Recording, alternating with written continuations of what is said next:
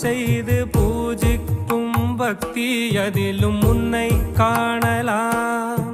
பசி என்று தன் முன் வந்து கையேந்தி கேட்கும் போது தன் உணவை தந்தால் கூட உன்னை காணலாம். உன்னை காண பல கோடி இங்கு வாரி இறைக்கிறார்கள். எளிதாக உன்னை சேர இங்கு யாரு நினைக்கிறார்கள். அலங்காரம் அதில் நீ